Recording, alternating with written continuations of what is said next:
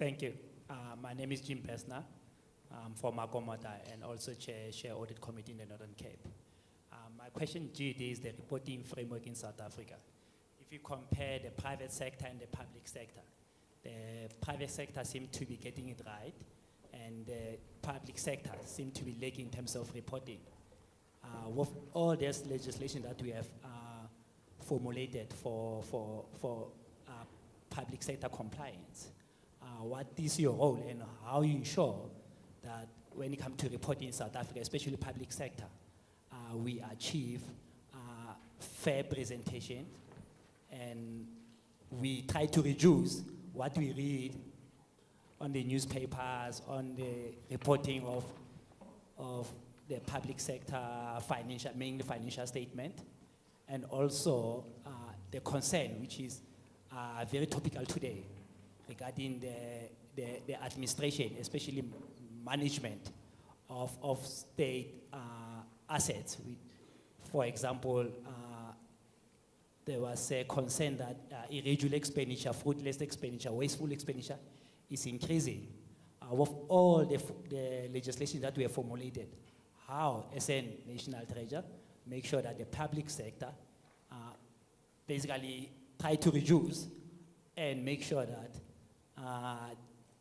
the assets, the public sector assets are effectively managed by the custodians. Thank you.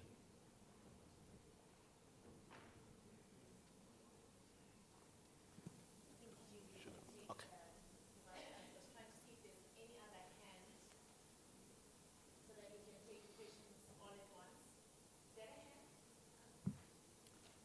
No, it helps if there are fewer. Okay, thank you very much. We've got one question. Thanks. No, that's fine. Thanks. Look, the first thing to acknowledge, and most people would never understand this, especially people who have cut their professional teeth only in the private sector. The public sector is a complex world. Not only is it big, but it is very complex. Now, it gets worse in our context because we have brought about several changes all at the same time. So what you get is what some people would call reform or transformation fatigue. We introduced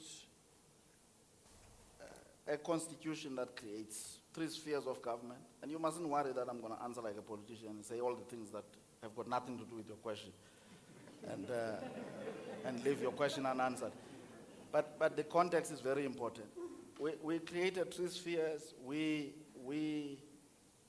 went on a few years after creating them to then consolidate the municipalities because we figured out that some of them wouldn't be viable. They wouldn't be able to attract the kinds of skills that are required to make sure that they can comply with the legislative frameworks, be they for financial management, auditing, and supply chain and what have you. And then what we do is to overlay several objectives. We want to deliver social services, infrastructure very quickly to redress the bad legacy that we inherited. But at the same time, when you deliver these services, you want to make sure that you create millionaires or billionaires. You want to do BEE. And the moment you do all of these things at the same time, there has to be confusion. But of course, one of the things that I think is very good, which we have imposed on ourselves, are these very high standards, which on paper, very few people can fault here and there the margins. Nothing is perfect in life if it's designed by men or human beings, just before I get lynched by the female colleagues here. Anything that's designed by human beings will always have to be improved one way or the other. But I'm saying that we have set ourselves high standards if you look at the legal frameworks that we have. What we then need is the patience to follow through. Make sure that you allow yourselves time progressively to be able to meet the high standards that you have set. Now, I am choosing to answer your question this way because a lot of the time, I have come across people who say, what we are asking ourselves, what we are asking of our people, given the shortage of skills that we have, is too tough for them to comply with. And therefore, just bring the bar down a little bit.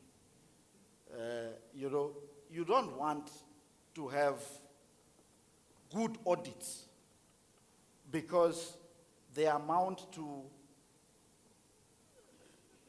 undertaking a fraction of the audit that ordinarily you are supposed to do of an institution. No. When you see that people aren't able to meet the standards that you have set, you need to make sure that you give them time. But if you just sit back and wait for the clock to tick and hope that a miracle will happen, even in those places where they used to happen as they are captured in the Bible, I think they are no longer happening now. In fact, you see the opposite these days. So what you've got to try and do is to then take proactive steps to educate the people, to make sure that you make available professionals right across the length and breadth of the country, trained in these fields.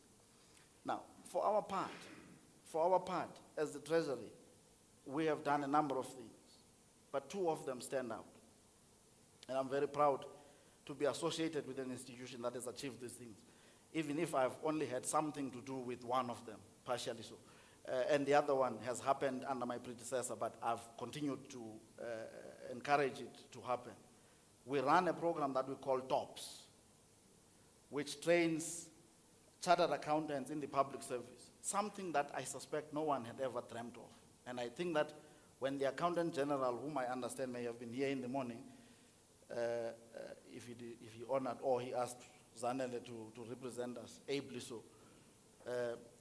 Now, you would know that I suspect that when he first suggested this, people thought he had smoked his socks. But we have produced, Zanele might remember the pass rate there, but we have had a very good performance. Now, that's the only way you address the skills shortage. You send, then you make the people, you create as many as possible, even if some of them go to New Zealand, but there will be few remaining or sufficient number remaining here to be deployed even to the places that you would never have thought that a chartered accountant would want to work, given how well paid that profession is and stuff like that. So I'm saying that that's what we've done. Secondly, we've run one of the biggest internship programs, I think, in the country, where we give municipalities money and we say to them, hire a person, young, recently qualified person in finance, accounting, and those fields where the skills are scarce. Hire the person preferably from your locality. Because if you hire someone from Joburg, once they get the training, they get smart and they return to Soweto, you see.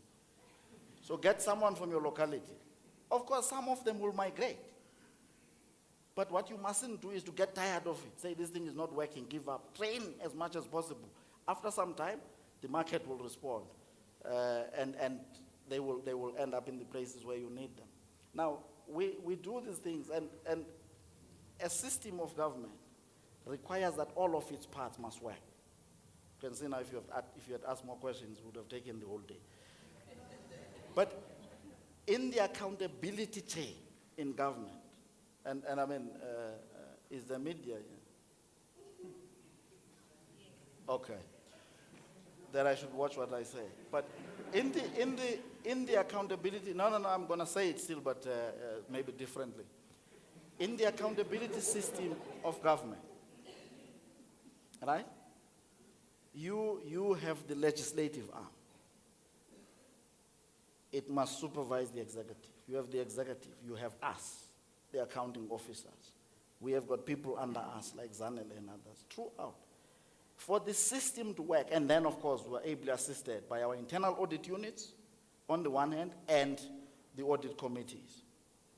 First, each one of these parts ought to, at least in an ideal world, to have the people with the right orientation all the time.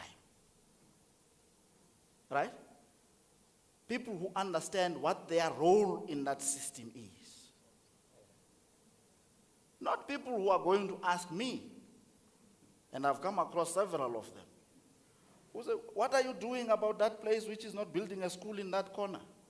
I mean, I'm heading a department with 1,200 people. I can't have all of them in each one of the corners of this country. There are people in that part who are paid to make sure that the things that bother you, my brother, are fixed. But if no one gets them to feel the heat when they have not done what is required of them in law, what they are paid to do, then the system will not hold. Then the system will not hold. You will hear cries of people who say, no, these standards are too high, revise them. I mean, in my case, I take a lot of pride in having my country being number one, even if it's one out of several dimensions of this WEF scale. And what I aspire for is that we should be number one amongst many, if not on all of those. So if you drop the standard, you cannot aspire to be number one. But anyway, I hope I've answered your question. On that note, I love you lots. And bye-bye.